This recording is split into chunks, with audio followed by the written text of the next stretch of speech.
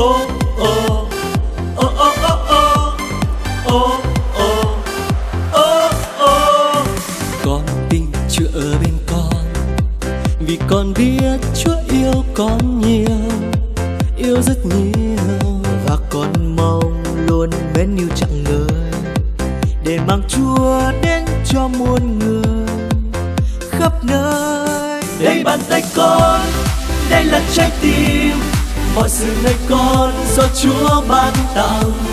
Này cuộc đời con xin nguyện hiến dâng cho người cô đơn, cho người khổ đau.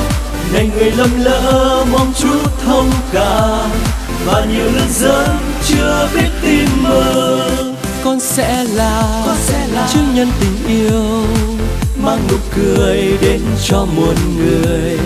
Giúp con hiền lành, giúp con khiêm nhường, từng lời nói luôn tràn đầy yêu thương.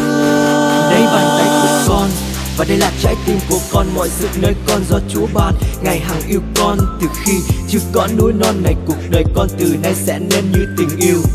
Con sẽ là bờ vai của Chúa cho người cô đơn và khổ đau. Tìm một chỗ dựa này người lầm lỡ, con sẽ mang tình Chúa thứ tha. Ước mong một ngày không xa mọi người nhận biết tình Chúa bao la. Một nụ cười, trái tim thêm gần, nhớ cảm thông, trao nhau hơi ấm. còn nhiều người sống ngay bên cạnh, cần quan tâm, cần được yêu thương. Đây bàn tay con, đây là trái tim, mọi sự nơi con do Chúa ban tặng. Này cuộc đời con xin nguyện hiến dâng cho người cô đơn, cho người khổ đau. Này người lầm lỡ mong Chúa thông cảm, và nhiều lần dâng chưa biết tin mừng. Con sẽ là chứng nhân tình yêu, mang nụ cười đến cho muôn người. Giúp con hiền lành, giúp con khiêm nhường, từng lời nói luôn tràn đầy yêu thương. Đây bàn tay con, đây là trái tim, mọi sự nơi con do Chúa ban tặng. Này cuộc đời con xin nguyện hiến dâng cho người cô đơn, cho người khổ đau.